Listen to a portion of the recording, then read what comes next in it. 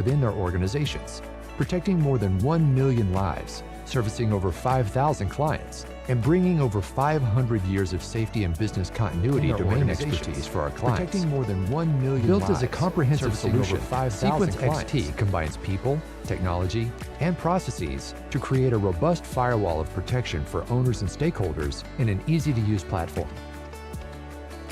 Sequence XT and HB Next is your trusted partner in compliance, risk management, safety, and business continuity. HB Next. HB Next is the pioneer of compliance as a service, consolidating how industrial companies manage risk and compliance within their organizations, protecting more than 1 million lives, servicing over 5,000 clients, and bringing over 500 years of safety and business continuity domain expertise for our clients. Built as a comprehensive solution, Sequence XT combines people, technology, and processes to create a robust firewall of protection for owners and stakeholders in an easy-to-use platform. Sequence XT and HB Next is your trusted partner in compliance, risk management, safety, and business continuity. HB Next.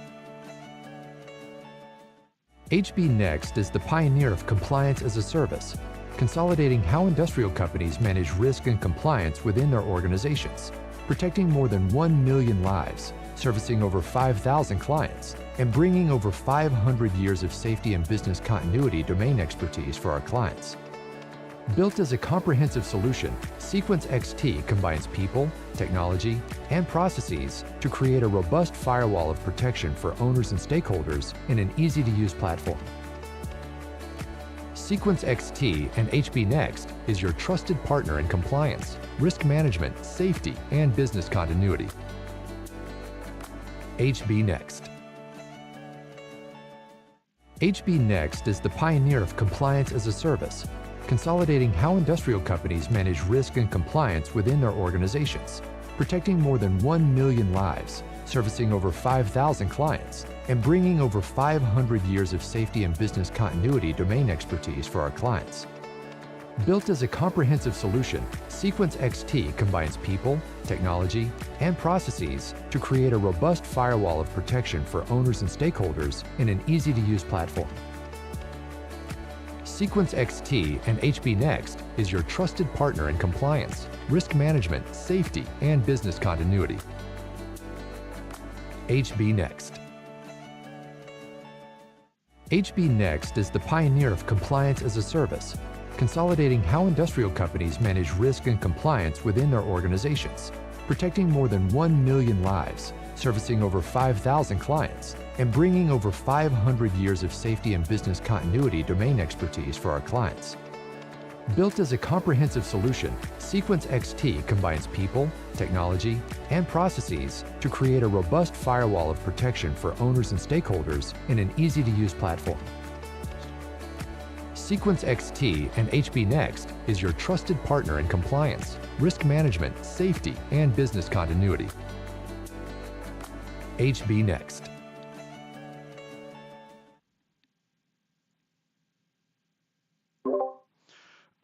Hello, drivers of getting things done safely and keeping your organization running smoothly. Welcome to the Drive Podcast, where we navigate topics that matter to you and in the lives of professional transportation, DOT, and fleet.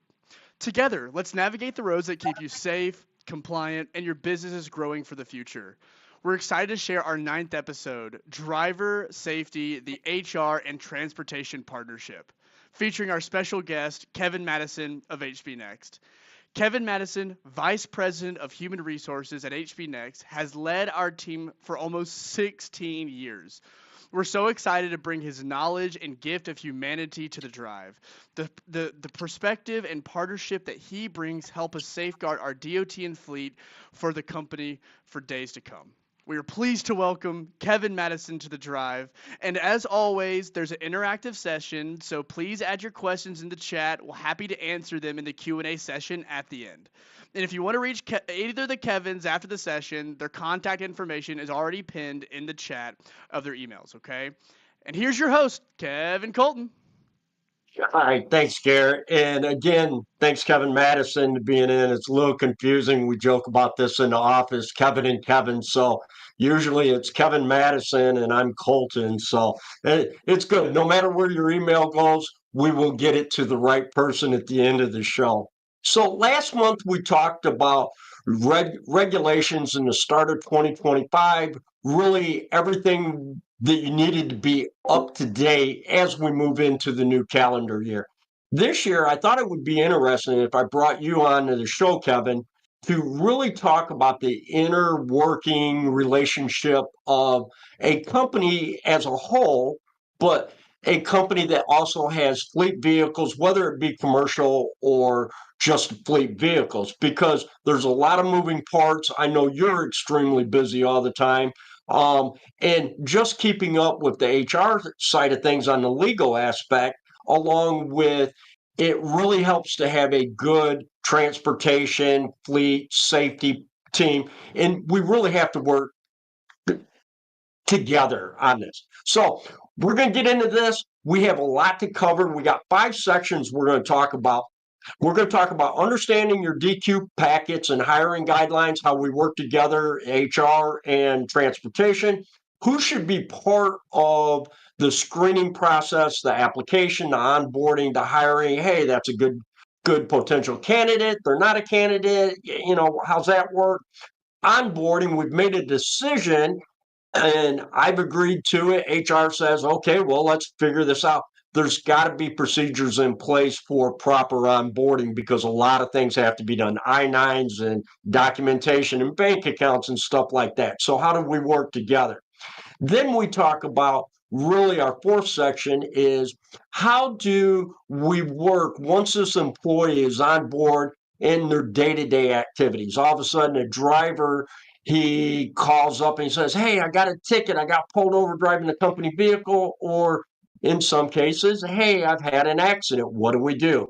Again, a lot of moving parts that we're going to talk about. And then last but least, I hope we're going to have time. We got a lot to cover. But last but least, I want to talk a little bit about how do we retain those employees? As we know, employment has really changed over the last several years because we see a lot of, in a sense, we see a lot of job hopping. People are going over, they're at a company. We see it really pretty common. People will only stay 3 or 4 years and then they're gone or less. So how does a company build that culture and work environment that employee actually likes to come in? So let's get into it. I appreciate you once again, Kevin. I know I'm probably putting you about 2 or 3 hours behind in your day-to-day activities, but we're going to get through this. It's going to be fun. So let's get into our first topic, and that's understanding DQ packets and the hiring guidelines process. So, with a company that operates under a DQ and a DOT number, there are certain federal requirements, obviously, that we have to do, which is separate and it's kind of abbreviated and on steroids versus a regular HR packet. So let me ask you this, Kevin. Who is responsible for interviews? And in your view, as an HR director, vice president, who should be responsible for those interviews when we're looking at a potential candidate? Absolutely. So typically, in I would say most organizations, and definitely in ours, that is a function that is within HR. Of course, we have on my team a recruiting person who really is out sourcing our potential candidates, and then we're working in collaboration with our managers and our lines of business to make sure that we're finding the right candidates and setting up interviews and things of that nature. Right. So it's really not anymore. It's not they put an application in, they come in, they get interviewed by HR, and there's a decision, yes or no. Now it's, hey, HR gets the applications, they get the resumes, they screen stuff for potential further advancement in the process, in a sense. And then it starts out, we got HR, we got our division managers, transportation, safety, whoever that may be. Good. So it's really a collaboration between everybody within the management structure of a company, correct? It is, and that's really, I mean, many times when you're seeing a candidate, you really are wanting to get as many eyes, on that candidate. I always say we're trying to make sure that it's going to be a good fit on both sides, that we are finding the right candidate for the particular role. Part of that is, of some of our core values and things of that nature, but then also it has to be a good fit for the candidate as well. And so my interest is for it to be win-win.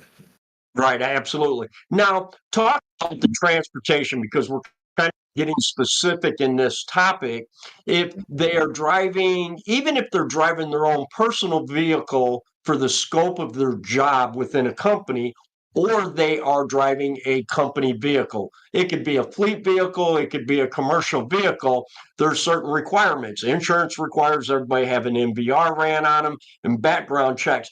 Who do we see is responsible for running those type of really kind of sensitive and critical documents? Absolutely. And so typically once an offer has been made and been accepted, we go through the onboarding process. And part of that step is actually running the MVRs and the background checks. My team actually will run through. We, of course, are checking the MVRs based on the criteria and the guidelines for our particular carrier to make sure that nothing runs afoul of that, and making sure that whether a person is, as you pointed out, is driving their personal vehicle for company business or driving one of the fleet vehicles, that they have a MVR that is going to be within our guidelines.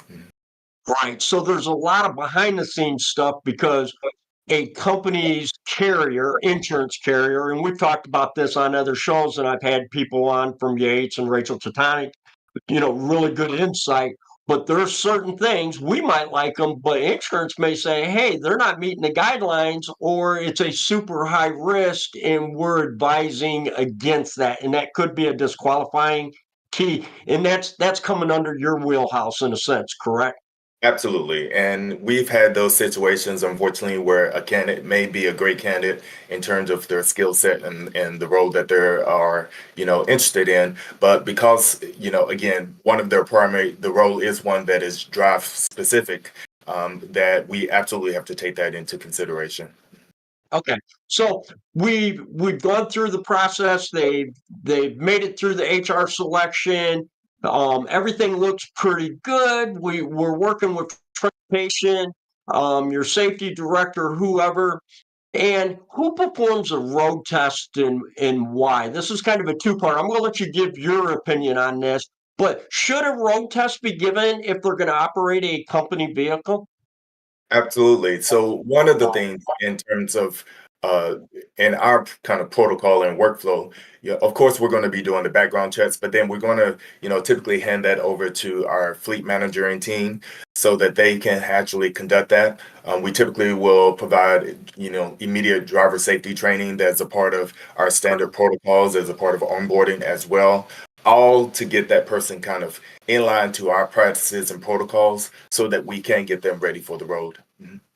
And here's something that, just on my own personal, because a lot of times I would be sitting first thing in the morning, getting a cup of coffee. I'm getting ready to start out on my patrol for the day, and I would see a company vehicle or a commercial vehicle go down the road, and they were driving with their parking lights on, but didn't have their headlights on. Right away, Kevin pulls out. I pull him over and I say, hey, you know why I pulled you over? No, sir. Why? I said, you don't have your headlights on. Oh, I thought the headlights were on. I just started with this company, and on my vehicles, the headlights automatically come on. So, where I'm going with this is even if the person has had a driver's license for an extended period of time, as a company, I feel it's our due diligence to actually walk them through the equipment we're going to put them in. They may be driving a Chrysler that they've never drove a Chrysler. They've only drove Fords and Chevys. They may be unfamiliar with light switches, turn signals, safety equipment, different things like that. So as a company, I always advise walk a person through. And it's not always about the driving and showing them the equipment, but it's also about that's your time as a company to go through certain safety, defensive driving things. Hey, remember always keep your cell phone down. Remember, observe the speed limit. Remember, set yourself up correctly with turn signals and everything. Good. So let me ask you this, and this is kind of in the hiring packet and everything.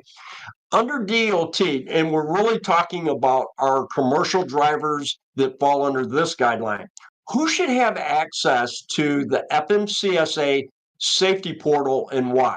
And what's important in this is because I'm talking specifically about a DOT number, and how do we look at that weekly or that day-to-day occurrence if a company gets pulled over in a roadside inspection, certain things that are critical under the DOT. Who within the organization should have access, do you feel?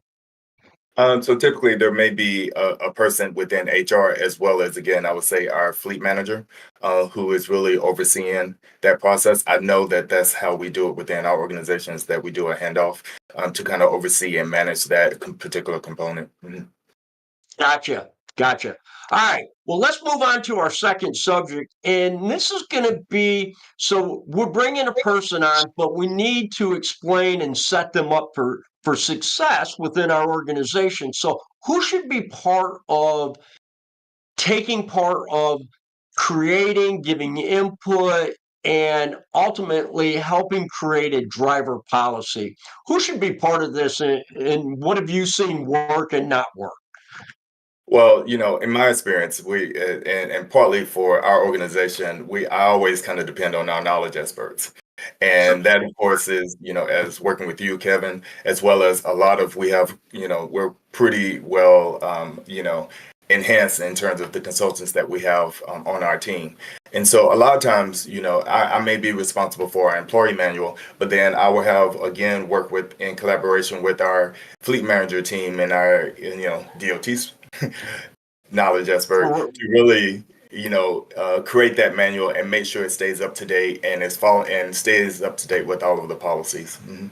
Right. And I think the big theme right there is we all work together, because there's a lot of moving parts on the DOT state and federal side, that there's updates every January, every July. And just for you to keep up with that type thing may be difficult.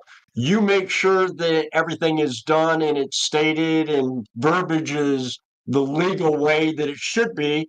Where I'm doing is I'm bringing in my professionalism by saying, hey, the clearinghouse just had an update, so we need to reflect that. How often do we need to update, or how often should a company update their employee, their safety, their driver policy? Is that something that I can write? Well, there was no law changes this year. Am I good to go, or what should I do on that? I think in terms of best practice, the activity really needs to be done on an annual basis. I know that that's what we do within our organization. Right. And part of that is just the review to really even just make sure and determine whether or not there have been any policy updates or changes. And organizations are dynamic. Things are changing all the time. Whether in terms of the scope of work that we're doing, you always need to really be reviewing that, in my opinion, on an annual basis. Mhm. Yeah, and that's as simple as, putting out essentially the same policy, except for we're doing a revised for 2025, that there was a major change in the clearinghouse, or drug and alcohol procedures under DOT, and we want to address that accordingly. And in some states, you have different laws that will go into effect or something like that on accident reporting. So it's always good, double check everything, have a good management meeting to collaborate on, hey, is there any changes, how the verbiage should be, how do we put that into our manual and update it. And the important part on that is anytime you update your policy, make sure you push it back out to your employees and documentation that they received it, Yes, and acknowledge. and place that in your file. Yes, Yep. and that's really an important step, is that not only do you need to update, but you actually need to make sure that you're holding some kind of meeting where they acknowledge acceptance of the updated policies. Right. Because we all have those perfect employees, but the one time an employee does not sign off on it, and something, that's going to be the person that something happens, and they're going to say, I didn't know that. And if it wasn't written, it wasn't received. It gets harder. I'm not saying it can't be enforced, but it gets a little bit harder to enforce things if it needs to be. All right. Kind of the last section on talking about driver policy are what are some of the major policies or parts, not policies, what are major parts should you have in a driver um safety manual policy and kind of why should you make sure you state that in the policy? What's some of the major parts that you see as a HR vice president that we should be pushing and other companies should really look at their own policy? Part of the driver safety manual is to help kind of define and exactly what all of the policies are. That's around, driving with, without a device, electronic devices. That is also around safety, where you're talking through, what happens in a protocol when there's an accident. Who do you call? What are the guidelines in terms of reporting?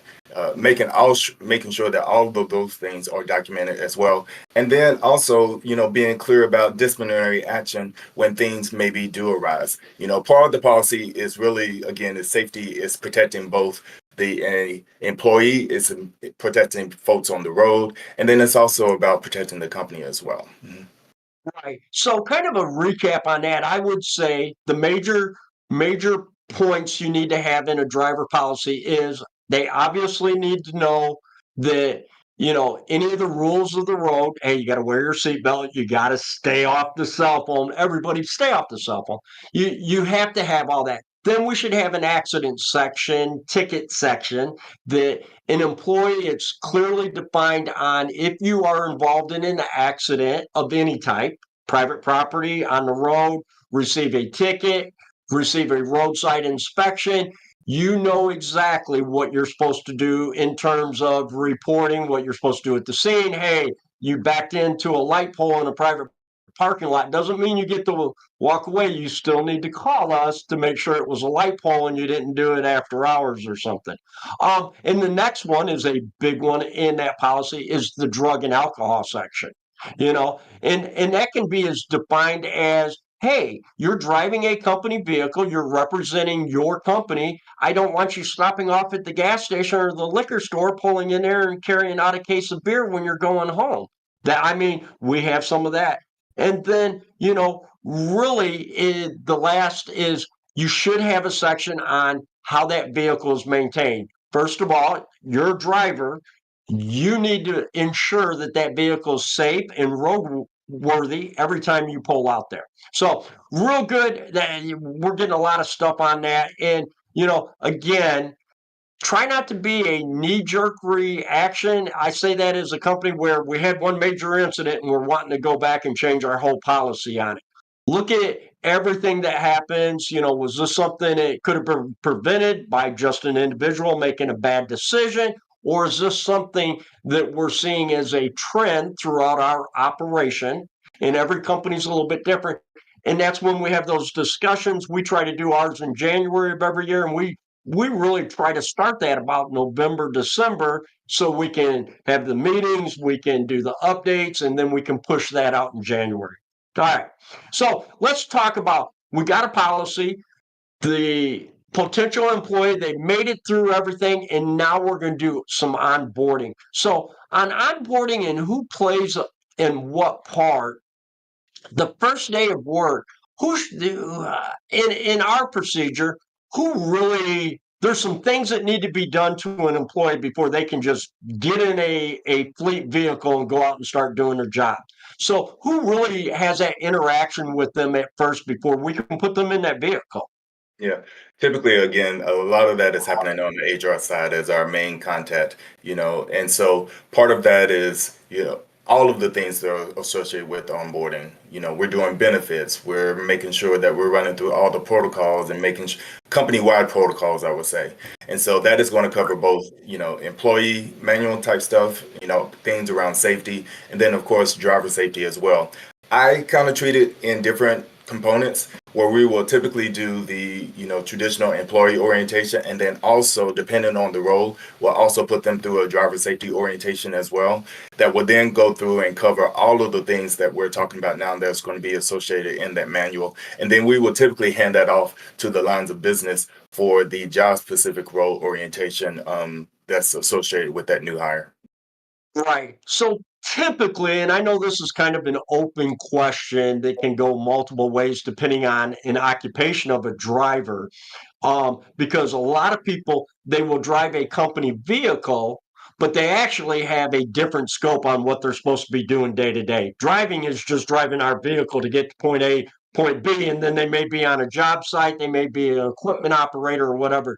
So that's something that we should work with HR. HR is going to tell us, hey, we've made a decision. They accepted an offer. They're coming on board. They're going to start Monday, but I'm not going to be able to hand them off to you till Wednesday or something like that. That pretty much the procedures. It is. And we also typically do not hire someone or actually have them start until we made sure and verified all of the credentials and all of the MVR associated with that new hire before the first day of work, because we want to make sure that there are no surprises and we're aware of any kind of special circumstances that may arise. Mhm. Right. We got to get the MVRs back, make sure that they're good and qualified. We need to actually see their medical card, their driver's license. We should have drug screens back. We should Mhm. make sure they have all the proper PPE, if they need that to continue with their job out on the road. A lot of moving parts there. All right. So let me ask you this next question. Should there be a training or a ride along period with a new driver? And I know this is a little bit different within our organization, but do you feel that there should be a probation or a training period with a new employee? I do. And part of our best practice, of course, we have our, traditional with a lot of companies, 60-day orientation period. But we also put a lot of our new hires with a field person. So for that on the job training, both in terms of, making sure that they understand, rules of the role and how things need to operate, but then also their particular role and job function. Okay. So that kind of leads in right into the last question on there. So there should be like a 30, 60-day probation period and everything. Let me ask you this, and it's a little sensitive, but with that period of time that the person is on a probationary status when they first are hired with a company, is that also the time that, hey, they really looked good on paper and they interviewed good, but now they're here and they really aren't that much of a, you know what I mean? Is that the time that on the HR standpoint and legal side of it, is that a time where we just say, hey, I'm sorry you didn't make it through your probationary period and we're gonna, we wish you the best, but it's just not a wise business decision. Is that the time you can do that? It is, and it's one that what I call kind of best practice since we are talking about a 60-day orientation period or probationary period, is that we're actively monitoring and reviewing so that come whether it's going to be 30 days or 60 days in, that we're having a conversation just to ensure. And I go back to what I said earlier at the top of the hour, making sure that it's a good fit on both sides. And so a lot of times, you get more information once someone hires and stuff. You try to take in as much as possible before hire, but you get more information. And sometimes it's not necessarily a good fit. And you sometimes have to go, different directions. And so it happens. Right. And I've used this throughout my entire career for me, whether it was in the military, whether it was in law enforcement, just whatever you do. You know, there's a lot of people I've always liked, I've become good friends with, but I always use that little expression that there's 10% of people that just should not be doing what they're doing.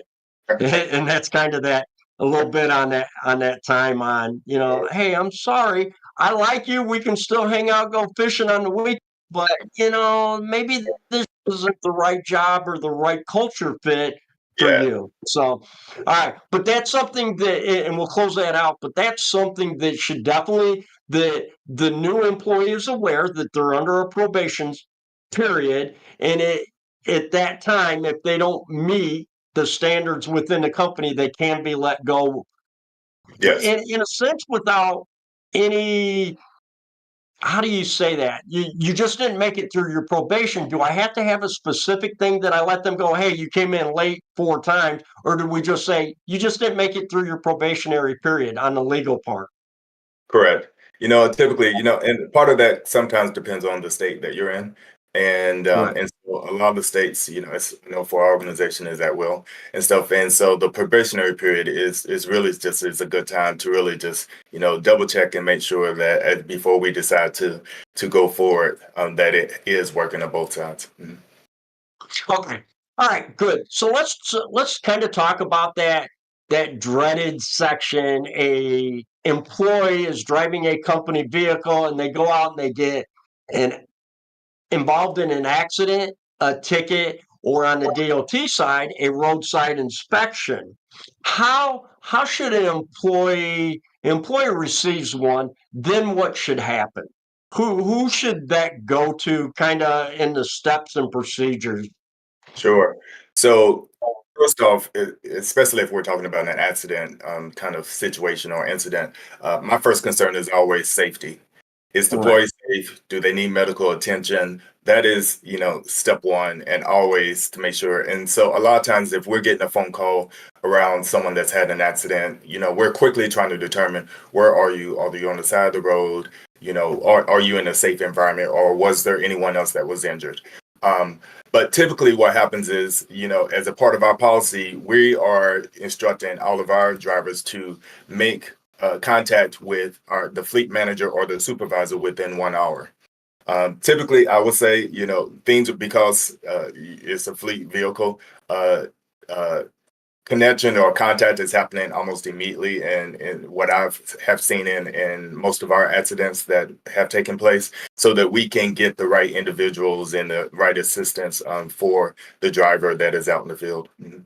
Right. Because now this is kind of important if they're actually working under within the scopes of their job and they're driving a company vehicle, it's important that they talk to you in HR or the HR team because the difference between how insurance and medical facilities look at a workman's comp claim versus billing and everything, and that can really be a big headache with the HR team, correct?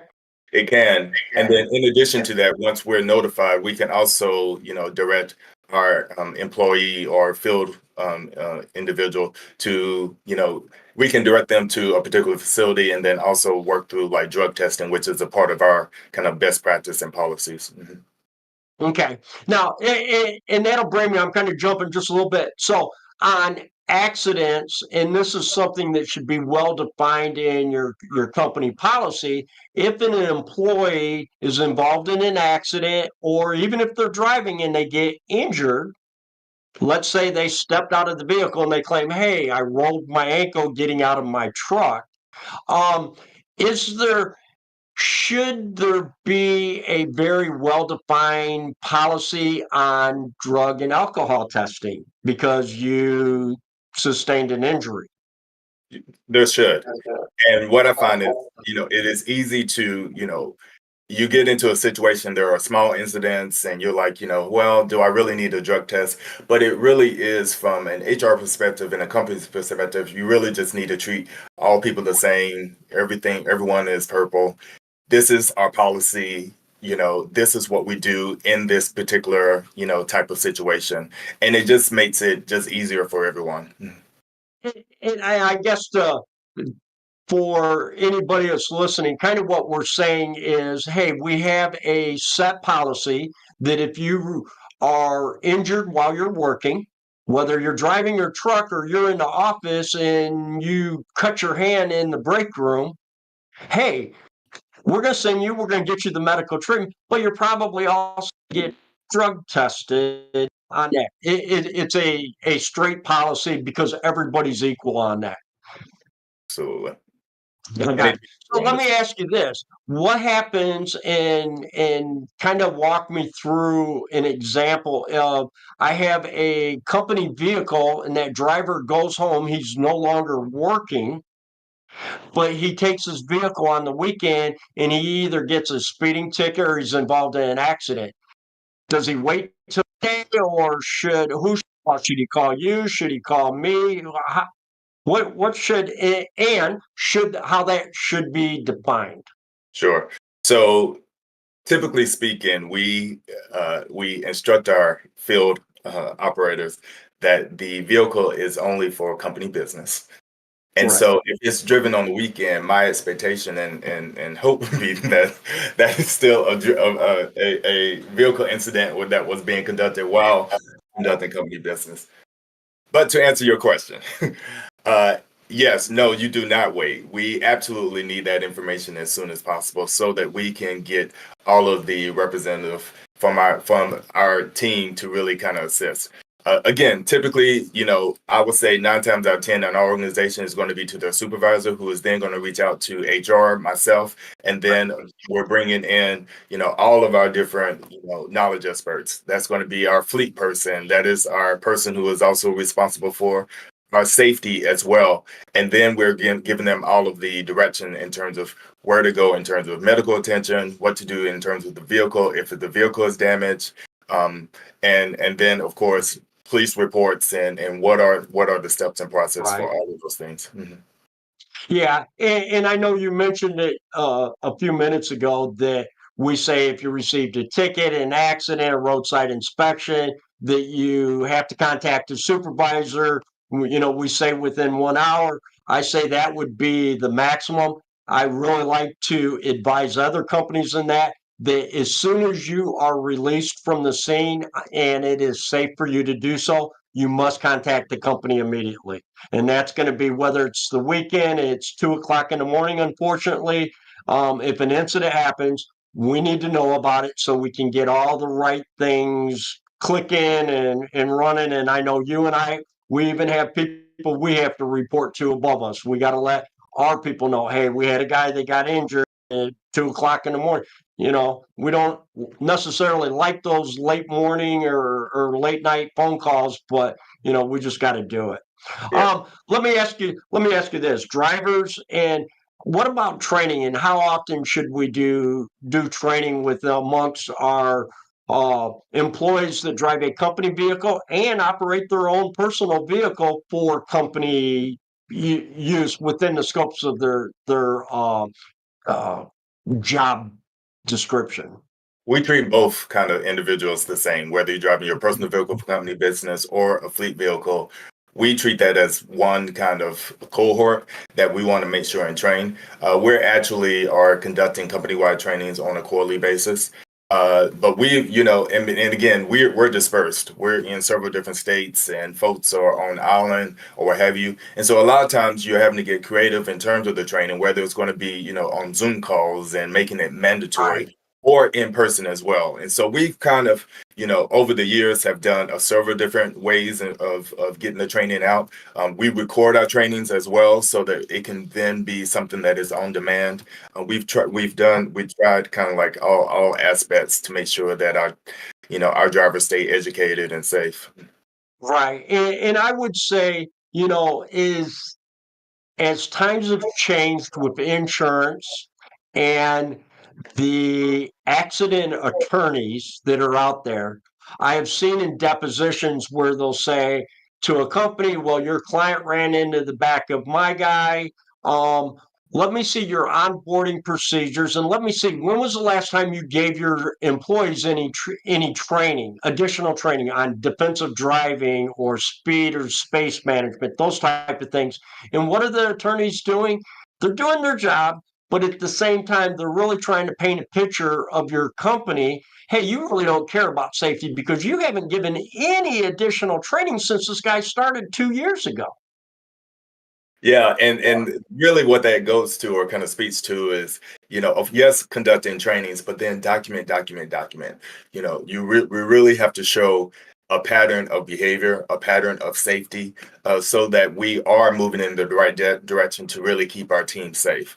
And so that's Right. really what we're looking for. We want to document that these are the things that we have put in place, protocols and procedures. That's the reason why we have our driver safety manual. This is why we have periodic trainings to show that we really are a safety focused organization, so that, we can also like prove that if something were to arise.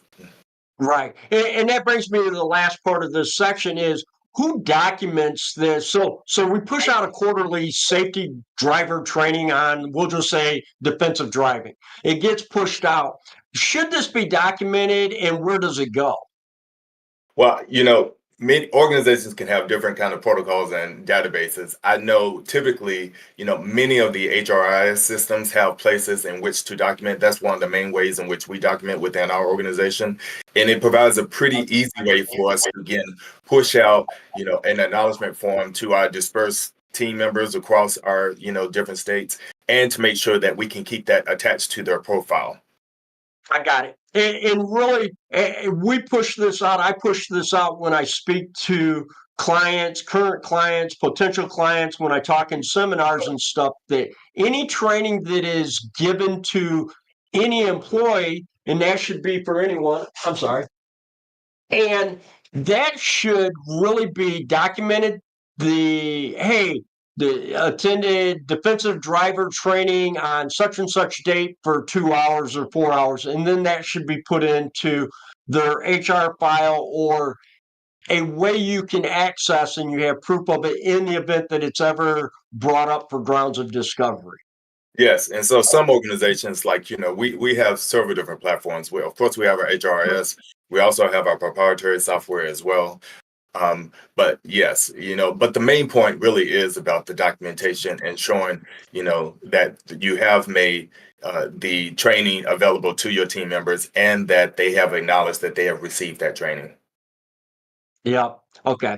All right. So let's talk about our last section. And this is really, this is something that can be unique to different companies. I think we've really done a really good job the last several years on some of the things that we do is retaining your employees and creating a positive work environment, because you really think about it. You're spending 8, 10 hours plus every single day with your coworkers, where you're only going home and spending it with your family 3, 4 hours. But so we're together a lot. So do you see? Is there more of a trend with the younger generation that they're kind of job hopping, or do they come in for a year or two, then well, this isn't for me, I'm going somewhere else? Has that changed over the years? I would say so. I mean, again, you see, someone in my particular field or what have you, and I've been with this organization for going on 16 years. But what I also find, especially when we're recruiting and looking for additional talent, is that folks are typically are looking for a new opportunity every 2 to 3 years. Trying to make sure whether it's their career development and maybe are feeling dissatisfied where they are. And so what that Right. does is make it more, challenging for us to make sure that we're providing the kind of environment and workspace and culture that really is going to make someone to want to kind of, stick with us and grow with us as well. And so part of that is career development. It is also about benefits. It is about core values. We're really big on core values here, and really trying to find talent that can really kind of speak to our core values. And that a part of that is like, what I call about giving back and, doing whatever it takes. And then, big picture, because I think of our team in like a full life cycle. There's the beginning when they hire, but then, for some folks, it's the full cycle of, their career here, and then when they potentially may exit. And so all of those things, employee engagement, all of those things are important in terms of retaining, your best talent and making this a great place to work. Right. And it really, that was a great response. And it really answered part of my second one on how do you keep employees. And like you stated, you're just not coming in 8 to 5 and doing your job, but we have different functions. We have St. Patrick's Day. We have the typical Christmas and Thanksgiving. We have Halloween costume contests and ugly sweater costume. But not only in the office, we do stuff for the community. At the holidays, we donate and we adopt families to give back to our community. But we also do. We've done things in the past with a little bit of like the Habitat for Humanity.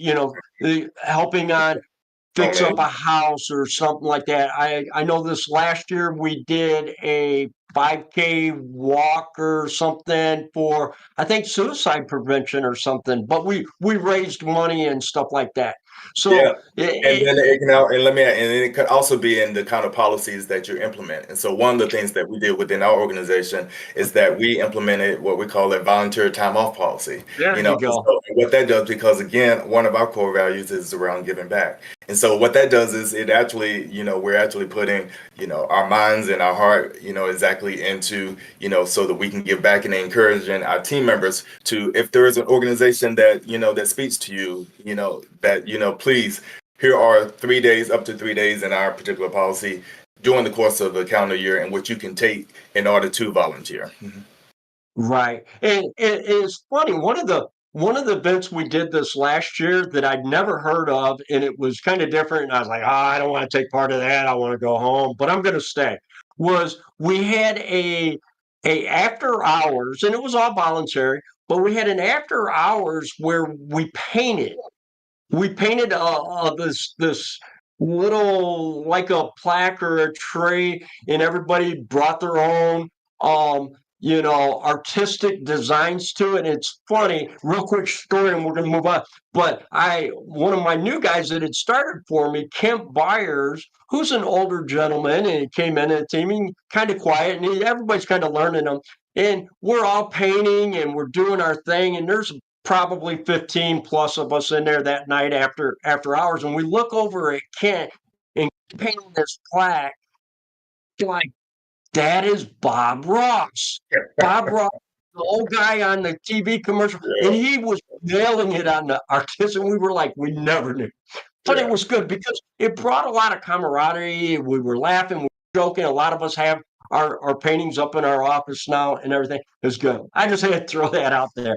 All right, our last section, and we're rolling right along. So retaining your employees and creating a positive work environment. We kind of were talking about with that. All the employees are really out there. So how do you keep the employees? We talked about doing these extra things after there that we actually offer them PTO if they take part on a certain event, things like that.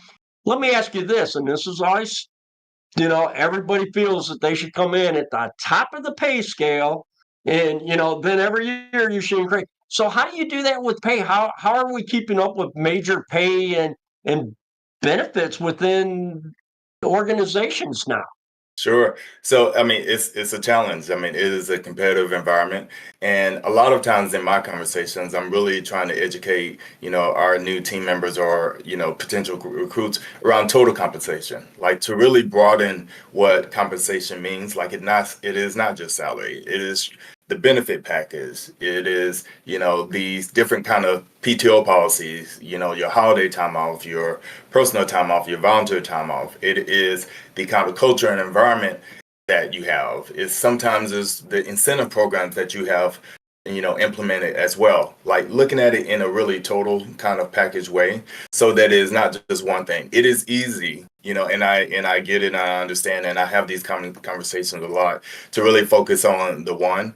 But a lot of times, it's like if you have a company that is providing health benefits and it is a deep set of benefits at a really great price, that is something that needs to be a part of the equation and calculation, both for families. I mean, we all know what that looks like for families and stuff. And so, it's never just one piece of the pie. I'm always encouraging, look at the entire pie. Mhm.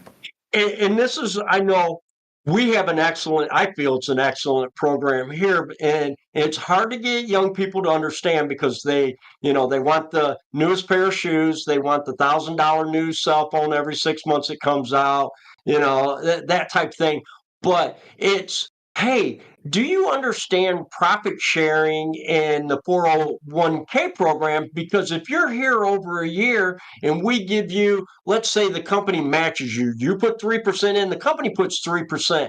Look, even though you don't see that money, that is really a 3% raise that you're getting, non-tax, and it's going for the better that walks out the door with you anytime you leave.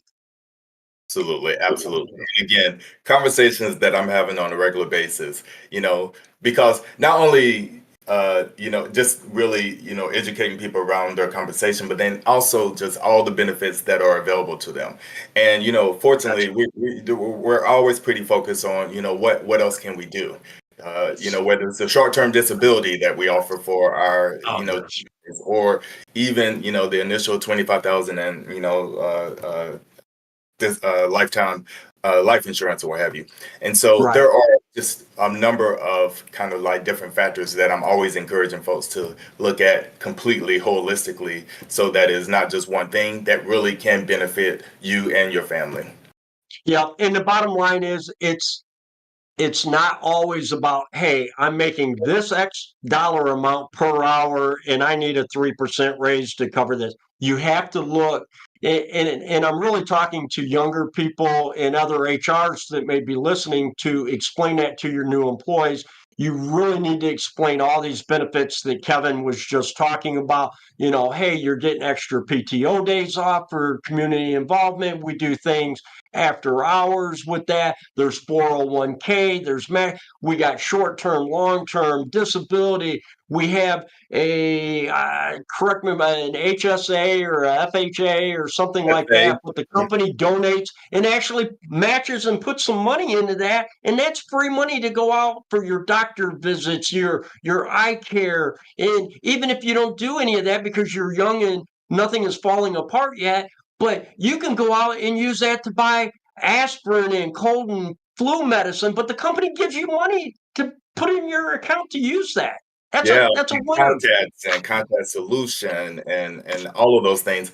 And more importantly, which a lot of people, are now aware of, just when you have a high deductible plan and a HSA, and how you can actually invest the HSA. So that moves us into, like, investment vehicle and retirement planning, but all the things that really can really enhance, your life and your lifestyle for you I and your got it. family. Mhm. I got it. Well, unfortunately, this is we got to kind of wrap up. I'm going to turn this over to Gary here in 1 second. And I think our overall theme here is, if you are a member of an HR team and you have transportation, it's really important to work with each other. Make sure everybody works together in the onboarding, the retaining, and HR. I would say the biggest thing is, if you're an employee, listen to what HR has to say and all those perks and everything that you have. So I really appreciate it, Kevin. Garrett, I'm going to turn it over to you. And do we have any questions or anything? Anybody submit? Absolutely. Well, thank you guys so much for all your candid, amazing conversation today. It's been, honest to God, amazing to listen, even from the production side of things. I just want to say one more thing, which is I appreciate the holistic approach and the well-being approach that HR gives to compensation, into what all goes into what we are as employees and what our companies do to take care of us. And the word that I kept thinking was well-being. HR is concerned with our well-being, and I really like that, and Absolutely. I Well appreciate said. you bringing that perspective to us today, Kev. We I do, concur. yeah, we do have four amazing questions to go through here. The first one we have submitted to us was, who should have access to the FMCSA portal and why? Well, I'll kind of answer that since DOT falls under me. And Kevin and I touched on this just briefly in the first part of the segment, that there's some very sensitive company information and access and things that can be changed. So you really should have a member of HR or executive management and your person that oversees your fleet, because they need to have access to, keep updates and to, look at weekly reports, that type of thing. So it really should be a combination. And there are parts in there that you can limit the amount of access a person has if you don't have a true major fleet type thing. That's something that my team over here at HB Next on the fleet and DOT, give me a call, shoot me an email, and I can kind of uh, give further guidance on what we see works well within the industry. Awesome. Great answer. We just received some chat questions, so I want to jump straight to those. One of the questions that was submitted is, what are considered best practices for monitoring company drivers without making employees feel micromanaged or Big Brother is watching? I think that's really a two-part. I'll take the very first part in a brief answer or brief response, and then I'll let Kevin give his 2 cents. I really feel that, first of all, it's like what Kevin and I have been talking about is setting the tone and the culture within your organization so an employee does not feel they're being micromanaged or constantly being looked over. I try to do that by, talking to them and discussing, there may be an issue, there may be something that came up on DriveCam, but not just saying, hey, you did something wrong, but you did something wrong. This is how we correct it. This is what we learn from it. So we move on with that. Kevin, what's your kind of quick response on that? No, very similar. I mean, overall, I think my message is that, we're trying to keep our drivers safe and then also create a safe environment. And so, and again, part of our best practice is that of course, we are pulling NVRs at the beginning of a hire, but then we're also doing it twice a year. And it's just a part of our practice. And we communicate that as a part of onboarding. We say this is what we do, and we try to do it in that whole January, July timeframe, just to kind of for the cadence. And it's just a normal part of our protocol and work practice. Yep. Good question, though, Garrett. Yeah, absolutely. Okay, so our next question comes in reading like this. We have who should maintain the HR files and the DQ? I would say that's another two-part. I would say the DQ files, I do more of advising what we need to have on the legal side of thing, but because there's some legal requirements with things that are secured, who has access to it and everything, I would say, and Kevin, correct me if I'm wrong, I would say that stuff should fall under the wheelhouse of HR and their team. Kevin? Yes, and so because we are, human resource, and because we have to kind of maintain and keep a lot of really private information, our infrastructure is kind of built for it. And so, we have, of course, within our system, a permission structure so that if we do need to kind of dole out individuals, we can do it in a very kind of managed way, so that it really is an eyes only kind of situation, depending on what the role is. Yep. Perfect answer to that question. Okay, listen, let's roll to our last chat question we've got right now. We have someone submitting a question asking, would you consider training part of the disciplinary process for company drivers who violate policy? And at what point in the process should this training occur? I would say this is something Kevin and his team and we have worked on. Obviously, it is become harder and harder to find qualified, great employees. It's more important to keep them.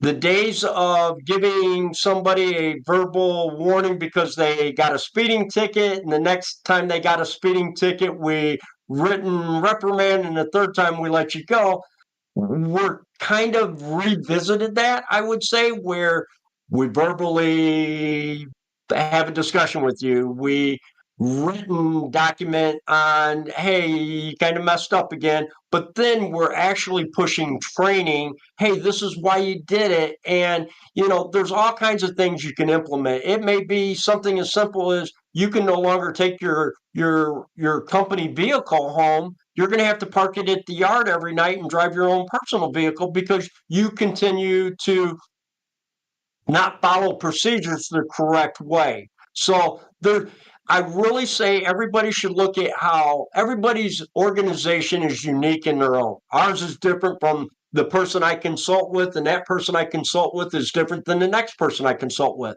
I say we look at our entire structure and we make it work what's best for your company. There can be additional training, and if you have an overabundance of people that are knocking down the door to come in, we don't want to let an employee go. But if that's what it means, it goes. Do additional training, push out, hey, why did you mess up? let's correct it. Let's don't do it again. Let's put it in their HR file and let's move on and not have any problems. I hope that answered. Again, if anybody has any questions on that, reach out to me or Kevin Madison after the show, and we can discuss those individual procedures a little bit better within your organization. And I actually think that's a great jump off point. If you want to contact Kevin or Kevin, you're more than welcome to. Their email addresses are pinned in the chat right as we speak, so feel free to ask any additional questions. But I do think that's all the time we're going to have for our Q&A session for today. Thank you everyone who's still hanging out and listening. We really appreciate it. The Kevins are both available to follow up with questions after the podcast. Once again, just as I mentioned, K Madison at hbnext.com and K Colton at hbnext.com. Again, that's K Madison at hbnext.com and K Colton at hbnext.com. It's also in the chat. The recorded session and future topics will always be found at hbnext.com/podcast. We can also be found on Spotify and YouTube. The live streams are directly uploaded to our YouTube channel after the show, so you're more than welcome to go back and reference and rewatch our episodes there. Our next episode is Road Ready, Driver Safety Programs and Audits. That's going to happen on Wednesday, March 12th, 2025 at 11 a.m. Eastern Standard Time. Everybody, if you found today's discussion helpful, please share and subscribe to our YouTube channel at HBNext Corp. Leave us a review, join the conversation on social media at HBNext using the hashtags TheDrive and hashtag HBNextTheDrive. If you have any questions, topics you'd like for us to cover in future episodes, feel free to reach out to us at TheDrive@HBNext.com. And until next time, stay safe and keep driving towards a better future. Thank you, everybody. Have a great day. Thank you.